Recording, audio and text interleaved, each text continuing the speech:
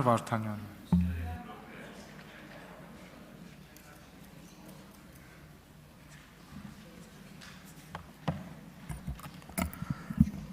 Ազգային ժողովի մեծարգո նախագահ, հարգելի փոխխոսնակ Հայկ Կոնջորյան, հարգելի փոխխոսնակ Վագն Ալեքսանյան, պարոն Վարդևանյան, ձեզ չեմ դիմում, որովհետև արդեն որերորդ անգամ լինելով ազգային ժողովի նախագահությունում դուք դուրս եք գալիս եւ էտիկետին համապատասխան նախագահության դիմելու փոխարեն չեք անում դա, լինելով նախագահությունում։ Դուք այդ հարգանքը չեք ցուցաբերում նախագահ Ռուբինյանի նկատմամբ, մյուս երկու փոխնախագահների նկատմամբ, այդ հարգանքը ցուցաբերում եք ինստիտուտի նկատմամբ, ինչը չեք անում։ Ընդ որում ձեր ելույթը ընտրվելուց հետո կես բերան չխոսեցիք այն կոնսենսուսի մասին, որը եղել է ձեր ընտրության դեպքում, որովհետև քաղաքացիական պայմանագիրի եթե ձեզ ձայն չտար բավարար, դուք այդտեղ չէիք հայտնվելու։ Եվ մենք դա արել ենք ընդդիմության հետ նորմալ միջավայրում աշխատելու համար։ Եվ ես կոչ եմ անում, որպեսզի այս քայլերը գնահատվեն եւ գնահատվի առհասարակ այն համաձայնության, հիմնականում համաձայնության մթնոլորտը, որ կա, որի մասին շատ խոսել ենք։ Մի բանի մասին էլ եմ ուզում խոսել։ Երեք Լիաննա Գասպարյանը կարծեմ Տիկին Ռոզալիայի մասին խոսեց եւ երջանիկ պատահականությամբ դրա մասին խոսեց Մարիա Զախարովան։ Եվ երբ որ մենք մետաձիժկաների մասին ենք խոսում, հենց սրա մասին ենք խոսում։ Սրանք պատահականություններ չեն, հարգելի գործընկերներ, ընդ որում Ռոզալիա ասելիս առնվազն ազգանունը ասեք կամ ասեք Տիկին Ռոզալիա, որովհետև պատերազմի վետերան է եւ 103 տարեկան է այդ կինը։ Հիմա գանք բուն թեմային։ Քննարկում ենք Հայկ Ֆարմանյանի տեխնացությունը ֆինանսա-բյուջետային հանձնաժողովի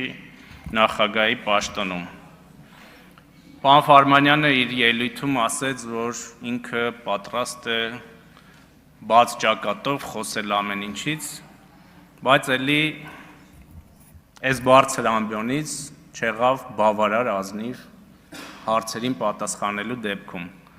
Պարոն Ֆարմանյանին հարցնում ես, ասում ես, այս FH ընկերությունը ո՞նց է այդպես պատահականությամբ համընկել ձեր անվան առաջին երկու տառերի հետ, անվան ազգանվան, FH անգլերենից Ֆարմանյան Հայկ։ Ասում է դե տենց ձեր երևակայությունն է, F-ը ոնց որ finance է, այն H-ը չեմ հիշում ինչ է, Տիկին Ծովինար Վարդանյանը հարցնում է, լավ մի հատ էլ ընկերություն կա, FHL, դա էլ ոնց որ ձեր անուն, ազգանուն, հայրանունն է, ասում է, հա, էդի ես եմ։ Տենց պատահականություններ լինում են, հա, ոնց որ բնության մեջ, ընդ որում երջանիկ պատահականությամբ այդ ընկերությունից պարոն Ֆարմանյանը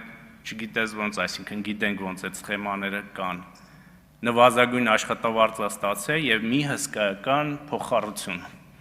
Երևի որ մենք բոլորով գնանք փոխառություն ուզենք, այդ ընկերությունը բոլորից 0%-ով փոխառություններ կտա, անհայտ ժամկետով, թե երբ պետքա դրանք վերադարձնենք։ Եվ պարոն Մեսրոպ Մանուկյանն եմ ուզում դիմել, ստեղ չի։ Գևորգ Սաղոյանի մասին խոսեց, Արմեն Սաքապետյանի մասին խոսեց, եթե պրոբլեմ եք տեսել Սաղոյանի դեպքում, մենք պրոբլեմ չունենք, դիմեք դատախազություն, եթե ունեք այդքան խիզախություն, այս դեպքով էլ պարոն Ֆարմանյանի ես որոշակի խնդիրներ եմ տեսնում եւ իրավաբանների հետ խորհրդակցելուց հետո ամենայն հավանականությամբ իրավապահների կդիմեմ, բայց մի հատ պետքա խորհրդակցեմ, տեսնեմ այդտեղ ինչ պրոբլեմ կա, հա մեկ է Սաքապետյանի մասին որ խոսեց, ասում է, այ նայեք, Արմեն, ես չէի ուզում այս մարդկանց անունները տալ, այ նայեք Սաքապետյանը խոսեց բանկային գաղտնիքի մասին, դրա համար իր դեմ ապօրինի գույքի հոդվածով գործ հարուցեցին, Սաղոյանը գլխարկ դրեց, իր դեմ գործ չհարուցեցին։ Ես որքան տեղեկացված եմ, այս Սահակապետյանի դեմ ամիսներ թե տարիներ առաջ է հարուցվել այդ ապօրինի գույքով գործ։ Սահակապետյանը մի քանի օր առաջ է խոսել բանկային գաղտնիքի մասին։ Եվ կարծում եմ, որ բավարար լրջություն է պետք ցուցաբերել այս ամբիոնի մոտ դուրս գալուց եւ խոսելիս։ Պարոն Ֆարմանյան, ես երեք ճիշտն ասած ընդմիջմանը ձեզ հետ ուզում էի խոսել նաեւ հավատարմագրային կառավարման մասին, որովհետեւ ես գիտեմ, որ ի պաշտոն է, դուք ձեռնարկատիրական գործունեությամբ իրավունք չունեիք զբաղվելու։ Եվ այդ ընկերությունները պետք է հավատարմագրային կառավարման տրված լինեին, դուք խուսափեցիք այդ պատասխանից, տեղել չպատասխանեցիք, արագ հեռացաք, իմիջիալոց այդ արագ հեռանալու մասին, էլի։ Երեք արևի խավարում էր եւ աստղագիտական լայն նյութ կա մասնագետների համար ուսումնասիրելու, բայց կարծում եմ պարոն Ֆարմանյանի կարծիքի փոփոխությունը այն արագությամբ, որ երեք տեղի ունեցավ, նույնպես գիտնականների ուսումնասիրության լուրջ նյութ է, որովհետև 5 րոպե առաջ, կես ժամ առաջ ստեղ ասում էր, որ ապօրինի գույքի օրենքը ականա մեր պետության տակ, մեկ էլ եկավ մեմ էր դարել երեք, տեսել եմ շորթերով YouTube-ում գնում է, ոնց է պարոն Ֆարմանյան ասում, այո, թալանը պետք է վերադարձնել։ Թալանը պետք է վերադարձնել։ Ռուբինյանի դիտարկումն էր այտենց շատ տեղին, որ ասում էր մնում է պարզենք, թե ումից պետք է վերադարձնել։ Թրիփի մասին նույն լուսային արագությամբ փոխվեց կարծիքը եւ հանգարց միջանցքը դարձավ ճանապարհ։ Էլ ինչի մասին այտենց արագ փոխվեց կարծիքը։ Հիմնականում ասեցի, հարգելի գործընկերներ, երբ որ մենք այստեղ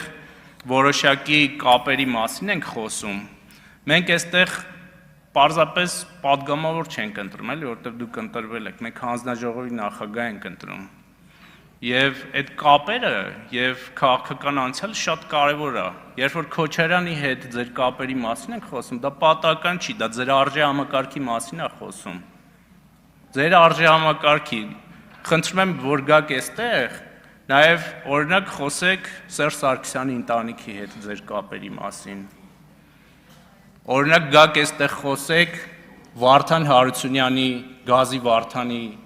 ձեր կապերի մասին։ Սրանք այտենց պատահական կապեր չեն, էլի, սրանք կանոններ են, որոնք խոսում են մարդու կենսագրության մասին եւ մարդու արժեհամակարգի մասին, եւ երբ որ մենք ֆինանսա-բյուջետային հանձնաժողովի նախագահ ենք ընտրում, այդ մարդը պետքա համապատասխանի այդ պաշտոնին։ Երեք խոսեցիք հայրերի պատասխանատվության մասին։ Ես այս թեման էլ չէի ուզում բացել, բայց եթե բացել եք, ձեր տեխնացության առաջադրմամբ մենք բանկային համակարգին ինչ մեսիջ ենք տալիս, որովհետև ձեր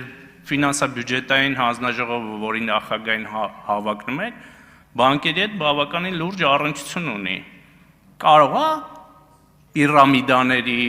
ֆինանսական բուրգերի, համակարգերի մեսիջ ենք տալիս մենք բանկերին։ Հարգելի գործընկերներ, ես կարծում եմ, որ երեք քանի որ շատ խոսվեց նաև ժամանակ ունեմ եկեղեցու հարկման մասին եւ հետո ընդդիմադիր մամուլը բավականին խեղաթյուրել էր իմ գործընկեր Թագոյի Ղազարյանի ասածները, մենք ինչ ենք ասել եկեղեցու հարկման հետ կապված։ Ասել ենք, որ մենք ստեղ ստվեր ենք տեսնում։ Եկեք այն ամբողջ շրջանառությունը, որ դուք ունեք, ուղիղ առաջարկել ենք 18-19 թվականից։ Ցույց տվեք այդ շրջանառությունը, համապատասխան Հայաստանի Հանրապետության օրենքների, այդ հարկերը վճարեք, մենք ամբողջությամբ եւ մի բան էլ ավել, այդ հարկերը վերադարձնենք եկեղեցուն։ Ինչ վատ բան ենք ասում։ Ինչի չեն անում։ Որովհետեւ ստվերից չեն ուզում ազատվեն։ Չեն ուզում ազատվեն։ Էս է խնդիրը։ Եվ վերջում, պարոն Ֆարմանյան, Ես կարծում եմ, որ դուք բարեհաջող տապալեցիք ձեր թեկնածությունը, ազատ եք, շնորհակալություն։ Ծովինար Վարդանյան, նախապատրաստվի Գեղամ Մանուկյան։